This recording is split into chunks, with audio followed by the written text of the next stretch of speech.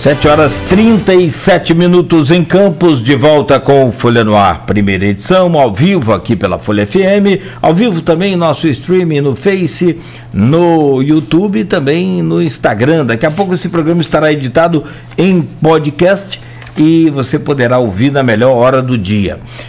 Hoje, conversando com o secretário de Administração e Recursos Humanos da Prefeitura de Campos, professor Wainer Teixeira.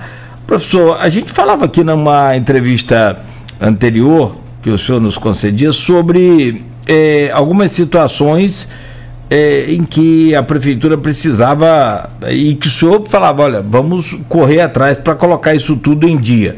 Tinha auxílio funeral, tinha auxílio maternidade, isso coisa de 2017, coisas passadas, e ainda uma série de rescisões com aposentados, que aí depois o senhor me explicou aqui sobre aposentado é uma verba rescisória, falecimento é outro tipo de verba, enfim. Como é que está a situação desses servidores, como é que ficou tudo isso?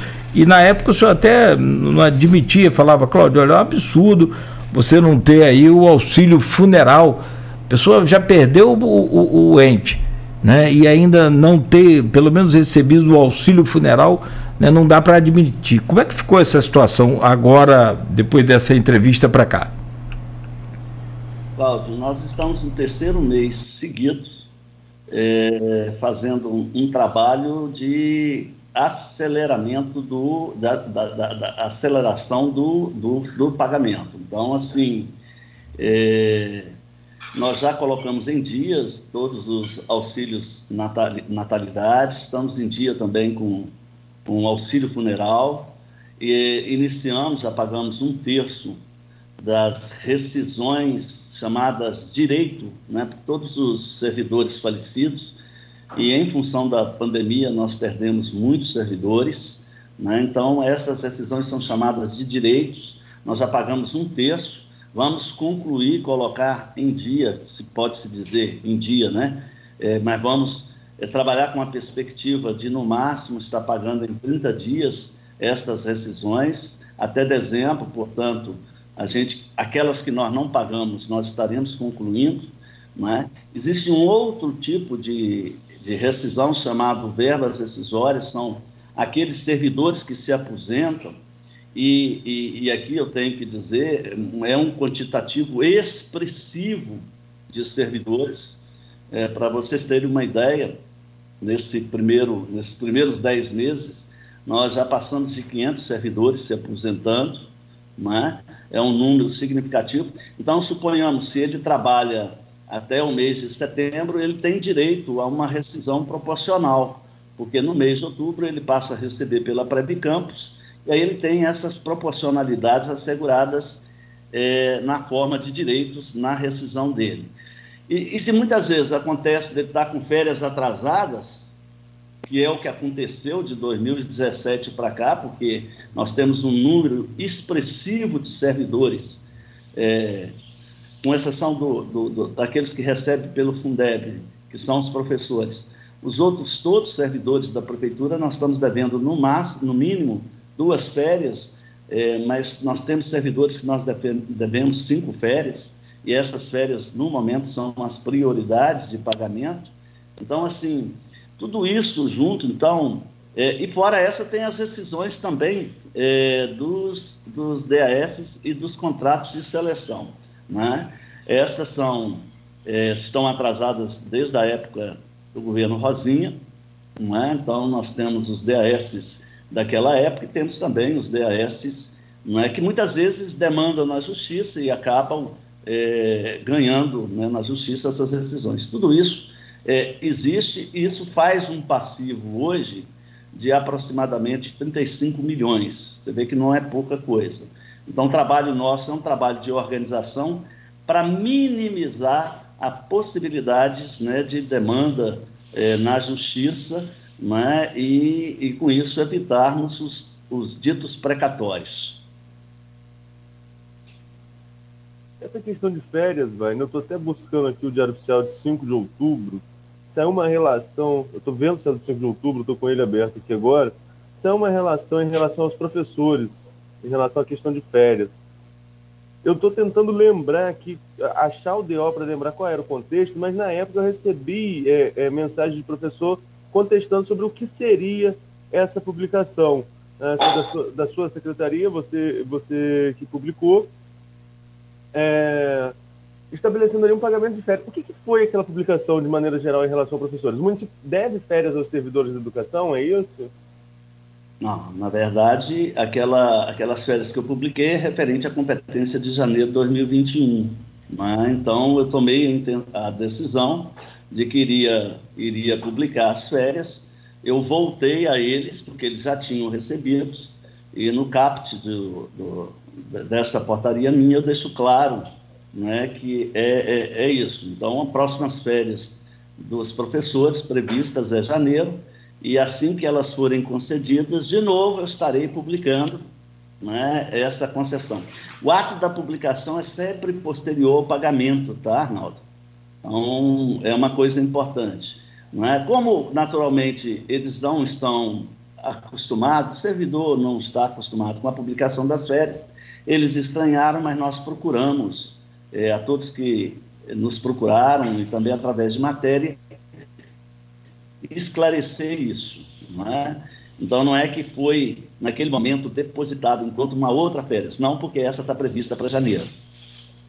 Ali, então, foi só uma formalização, né? Não muda isso. Nem o período de férias, nada modifica para exatamente. É uma formalidade, e até isso, essa decisão de publicação tem também o cunho de facilitar o nosso controle, sabe, Arnaldo? Porque muitas vezes, quando você trabalha só no manual, e a gente espera muito em breve estar anunciando aqui uma coisa que, no nosso entendimento, será muito importante para o serviço público em Campos, que é o governo digital com processo eletrônico. Nós estamos numa fase, né, já de assinatura com o IFE do Rio Grande do Norte, né, e isso vai facilitar muito esses controles. E mesmo facilitando com o processo eletrônico, eu tenho entendimento que não dispensa, né, o ato de estar dando ampla publicidade através do Diário Oficial. Tem aqui um comentário do Fernando Lopes Ribeiro, na página do Facebook. Pergunta sobre o plano de saúde, auxílio transporte e alimentação. São benefícios que os servidores, como categoria, inclusive até antecipar aqui, Nogueira, na quinta-feira, no Dia do Servidor, a gente vai estar recebendo a Elaine Leão, presidente do Sindicato dos Servidores, vai dar continuidade a essa pauta. Assim como a Prefeitura vai na Semana dos Servidores, nós também temos a programação dessa semana, são dois, começando com o Wagner, pelo parte do Poder Público, e na quinta-feira com a Elaine, por parte do sindicato. Mas eu repasso, Wagner, essa pergunta, esse questionamento do Fernando Lopes Ribeiro. Plano de saúde, auxílio transporte e alimentação. O que o servidor pode esperar em relação a essas demandas, se não para agora, para os próximos anos? Bom, o Vale Transporte, o servidor que tem necessidade, ele vai ao RH, entra com um pedido, isso é analisado e é concedido. Então, o Vale Transporte foi suspenso naquele momento em que as atividades foram, em função da pandemia, tornadas em home office, mas logo que retornou, nós já voltamos a estar utilizando. A questão do auxílio alimentação, ele é concedido hoje a 6.500 servidores que ganham menos do que 3.500 e poucos reais, eu não lembro o valor exato, né? E os outros, foi naquela parte da lei de austeridade que foi à Câmara, né? E houve um entendimento que a referência que estava sendo tomada era só o salário base, né? Quando você efetivamente tomava as outras rubricas, houve uma linha de corte na forma da interpretação da lei, né? Portanto, nós temos 6.540 servidores que recebem, né? E isso foi a lei, efetivamente, que estabeleceu essa linha de corte. E a questão eu pessoalmente também sou muito sensível a essa questão da saúde. O prefeito dá uma resposta essa semana, abrindo esta UBS do servidor, que vai funcionar lá no Cantinho da Saúde. Isso é uma conquista, isso nesse momento é muito importante. A gente tem que evoluir dentro daquela linha que eu estava falando, da responsabilidade, né? Lógico que todo mundo tem o desejo de que haja um plano de saúde, né? Todo mundo tem o desejo de que haja uma assistência mais universalizada, né, à saúde. Isso a gente tem um grupo de trabalho que a gente tem discutido possibilidades sobre isso, mas no momento seria uma irresponsabilidade falar sobre essa questão ou assumir qualquer tipo de compromisso pontual, né? Mas não está sendo esquecido. Como eu lhe disse, esse grupo de trabalho ele vem discutindo possibilidades, né? Mas o que vai realmente viabilizar ou não levarmos ao prefeito é a viabilidade financeira, é a sustentabilidade nossa em poder cumprir aquilo que nós prometemos. Nós estamos falando aqui de alguns direitos do servidor, de algumas reivindicações dos servidores, e tem um ponto positivo que eu queria que você comentasse sobre isso, que foi o pagamento antecipado do 13º. Como que vocês conseguiram estabelecer aí esse parâmetro para antecipar essa primeira parcela? O que levou o município a ter essa fluidez de recursos, que é uma coisa que não tinha muito tempo? Pesa muito, por exemplo, o aumento de royalties, que é considerável em relação ao ano passado? O que se ajustou dentro da máquina para conseguir fazer esse pagamento do 13º? Eu acho que é um conjunto de fatores, Arnaldo. Eu acho que é indiscutível o esforço, né, o trabalho do prefeito em buscar recursos novos. Há que se dizer aqui sobre o apoio que o governador deu à gestão, né, com aqueles recursos para a saúde, né, então da ordem de 75 milhões, que depois foi renovado. É indiscutível, né, também essa questão do TAG, porque à medida em que você pode usar recurso de uma outra rubrica, né, que você não vinha usando, que é a rubrica do royalties, o trabalho monumental da Secretaria de Fazenda, né, que foi prontamente apoiado lá pela Câmara de Vereadores, com a questão do refis, porque é um recurso próprio, significativo que entrou. Então, você veja que quando você faz planejamento, tudo tem chance de ter resultado melhor. Eu entendo que o prefeito ele está de parabéns, ele está sabendo, com muita competência, reger a equipe está trabalhando muito, e eu penso que a antecipação do 13º é fruto desse trabalho, desse esforço sob a liderança do prefeito. Acho que tem muita coisa aí que precisa ainda melhorar, indiscutível, mas só da gente poder trabalhar durante um ano sem esse sobressalto, sabe, Arnaldo? Isso na vida, para a minha área, que é de recursos humanos, a questão orçamentária, a questão financeira, ela é uma bênção, ela é uma tragédia, né? Eu costumo dizer que boa parte dos problemas dos relacionamentos interpessoais advém de questões de carência material não resolvida, né? De condições socioeconômicas não levadas, né, ou com a seriedade, ou por parte daqueles que têm, ou daqueles que são responsáveis, né, maltratando uma população inteira, uma cidade inteira.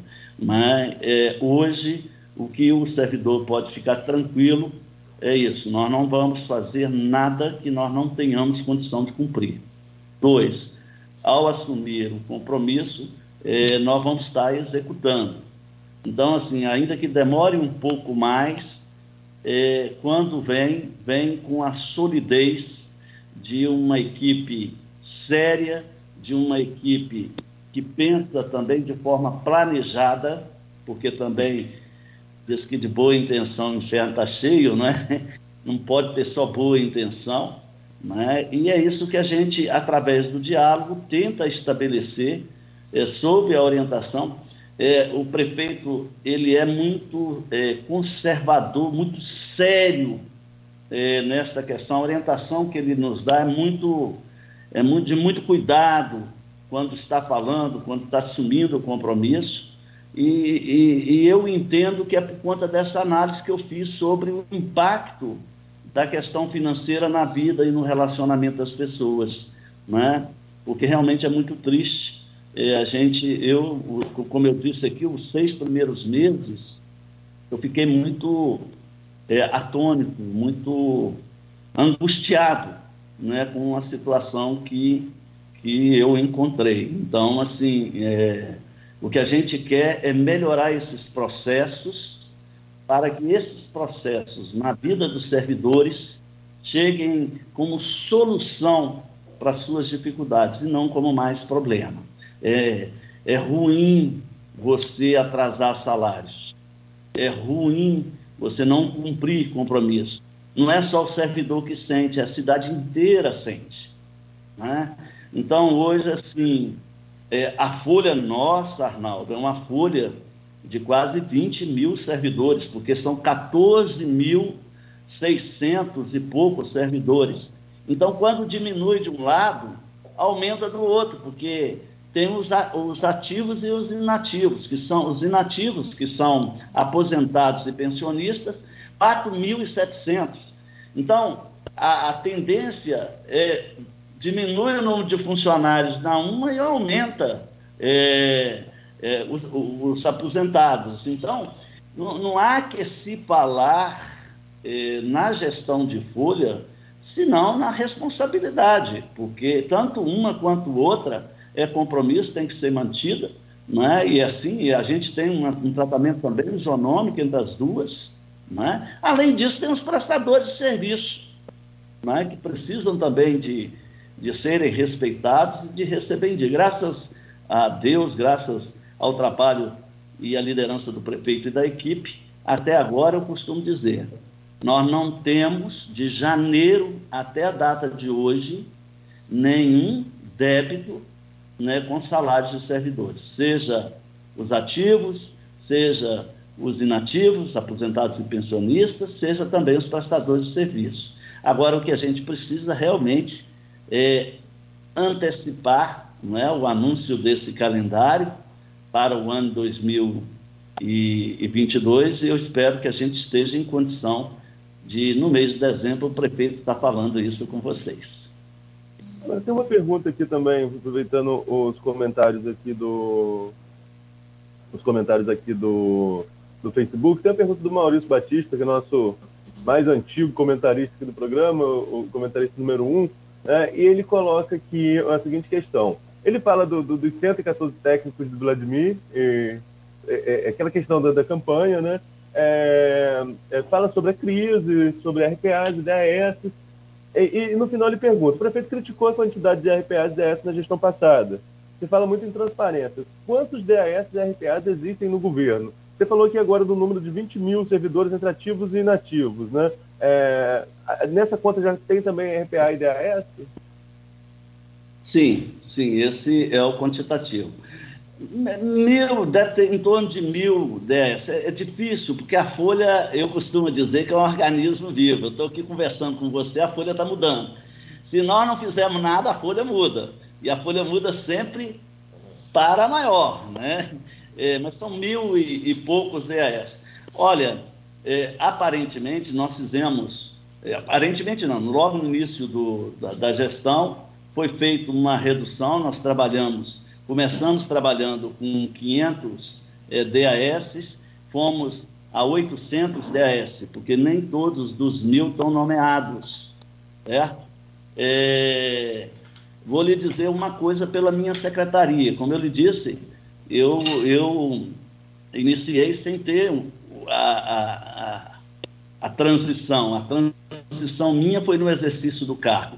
Então, eu fiz cortes que depois eu vi que não era o desejável. Você gerir uma cidade do tamanho de Campos, a estrutura física que tem o município, não é brincadeira. Pode parecer muitos DAS, mas não são, né? Você precisa ter staff, como eu lhe disse, no meu caso lá, a maior parte dos meus DAS são servidores públicos, né, seja na folha de pagamento, seja na licitação, são todos cargos de confiança. Ocupados são servidores públicos. Né? No próprio... Então, isso tudo mostra que é um uso responsável.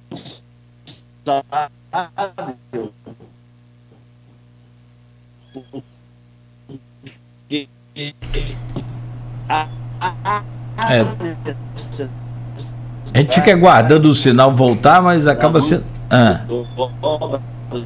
Tá bem complicado agora aí. Deixa eu pedir o Wagner. Ô Wagner, tá, você consegue me ouvir aí, professor? Tô com um problema aqui na sua transmissão. Se você consegue me ouvir e puder só finalizar esse raciocínio aí,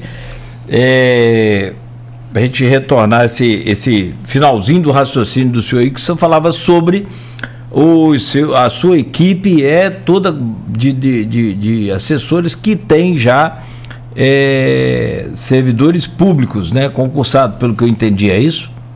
Isso. Tem os agentes indicados por mim, mas a grande maioria são servidores públicos, né, estatutários, concursados, né, que atuam.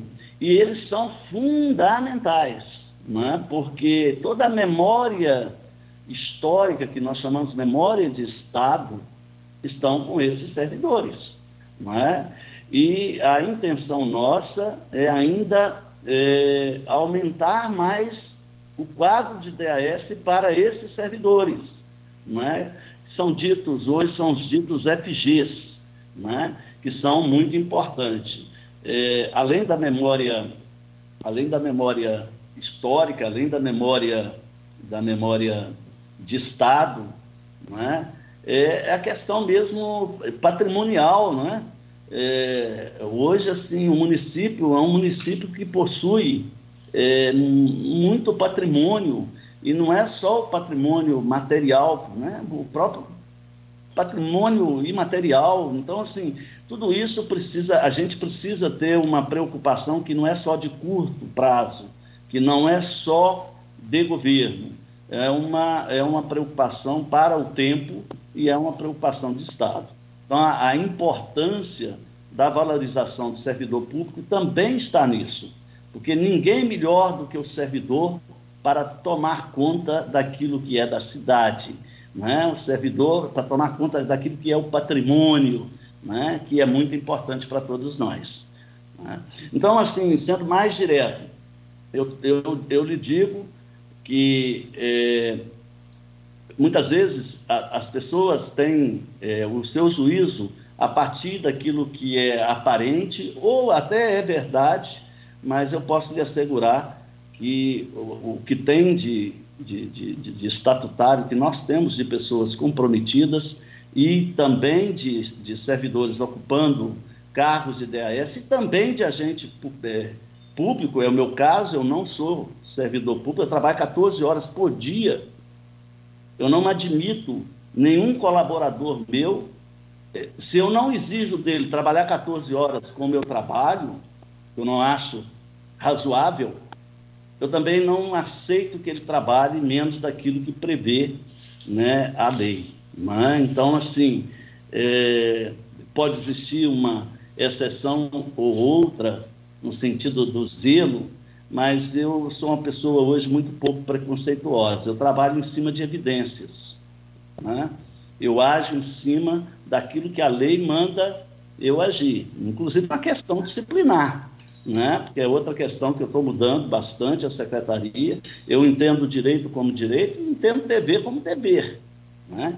Mas minha avaliação hoje, que esse quadro de DAS, esse quadro de cargos de confiança, ele é necessário.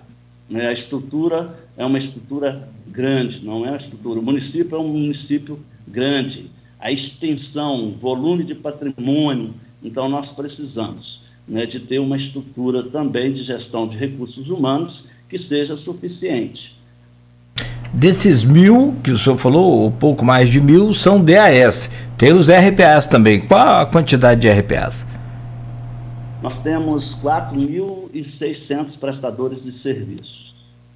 Tinha ficado... É o número total que a Prefeitura tem nos dias de hoje, distribuídos em todas as secretarias.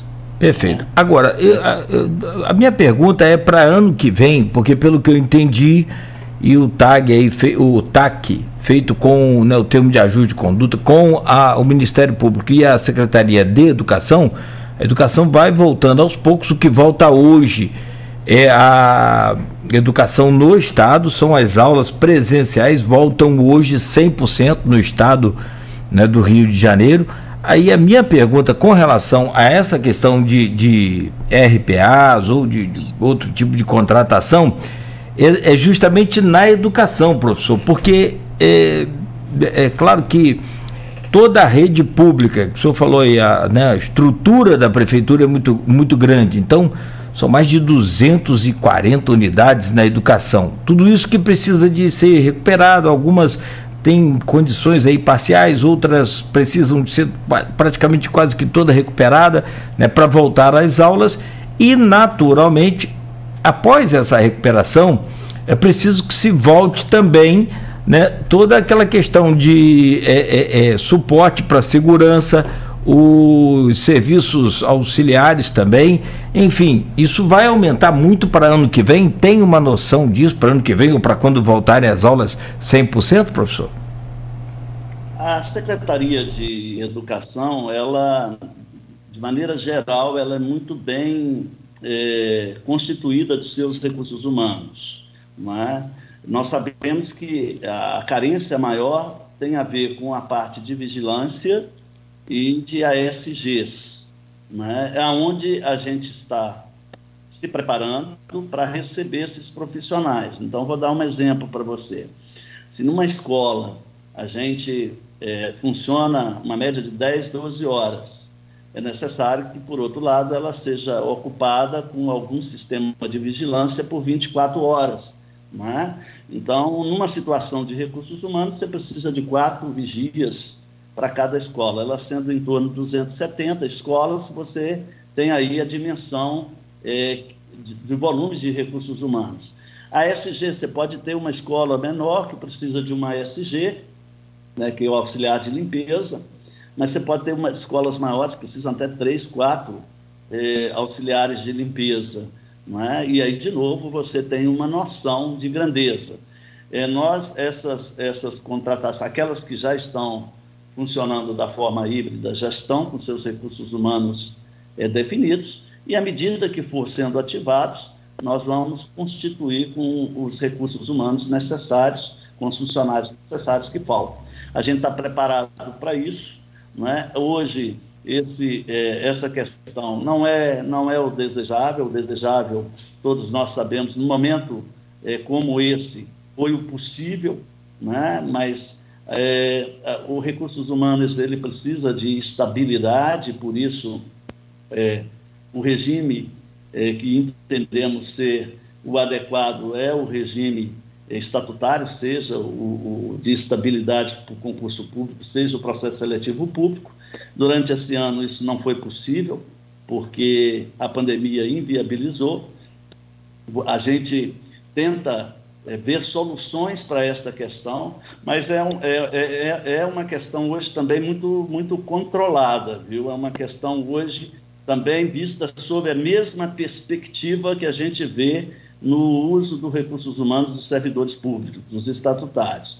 Ou seja, o rigor no sentido de que aquele recursos humanos, ele efetivamente trabalhe, não é? Que ele seja utilizado, né, para a prestação de serviço ao público. Há uma preocupação muito grande nossa também com isso.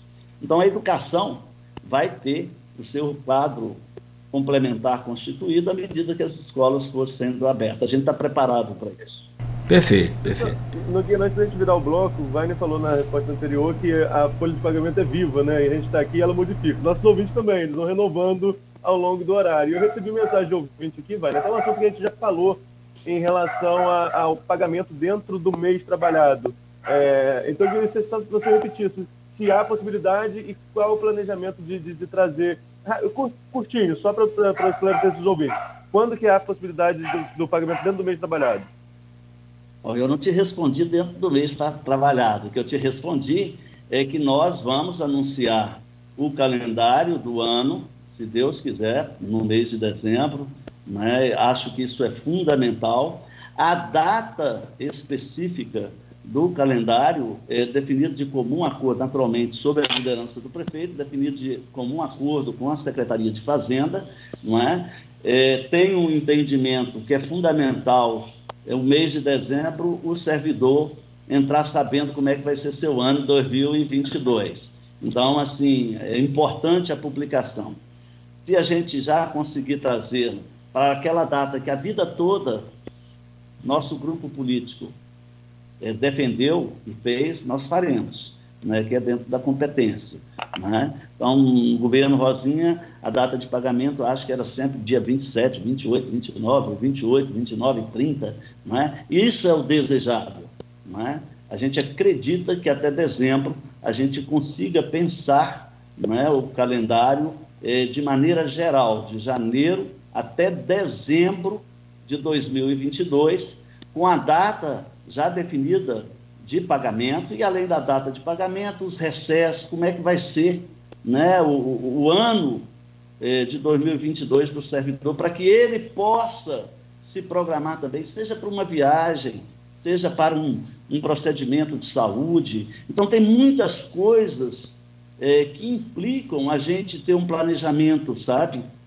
Às vezes a gente não pode dar o aumento, a gente não pode, se a gente pode conceder outras questões, a gente também está ajudando. Esse é um entendimento da Secretaria de Administração e essa é a orientação do prefeito. Então, eu acredito que até dezembro a gente vai anunciar o calendário, né, e aí o prefeito vai estar conversando com vocês. Mas ainda a data é uma questão que nós estamos discutindo internamente. Muito bem, aqui são 8h09. Mais uma vez, o professor Wagner, deixa eu só pedir licença aqui, bem rápido, para a gente fazer um intervalo, e a você que também nos acompanha, tanto pelas redes, né, quanto pelo rádio, aí onde você estiver. Em instantes a gente volta, o Arnaldo, e aí sim, vamos falar sobre a Semana dos Servidores, que começa, a Semana do Servidor, que começa hoje. O Wagner tem a agenda agora às 9h da manhã para essa abertura aí da Semana do Servidor. Já tem pergunta aqui, professor, se vai ter um presente para o servidor, o pagamento esse mês dentro do mês. Enfim, hoje é dia 25, né? Então teria que adiantar, porque só em fazer a folha de pagamento da prefeitura já é um evento, né? O negócio, eu imagino. 20 mil servidores. Deve ser uma loucura. Eu fiz uma conta rápida aqui, só para fechar esse bloco. Se for de fato para 270 unidades da educação, 4 segurança, vai dar 1.080. Se for uma média de 3, 4 também ASGs, vai dar mais uma média de 1.000. Então, aproximadamente mais 2.000 RPAs aí, a partir de quando retornar a aula 100% presencial no município. Mais ou menos, é uma coisa aproximada, né? Bom, 8h11, então voltamos em instantes no oferecimento dos laboratórios Plínio Bacelar, Proteus Serviços de Saúde e Medicina Ocupacional, com saúde e segurança do trabalho, engenharia do trabalho também e muito mais, e Unimed Campos, cuidar de você, esse é o plano.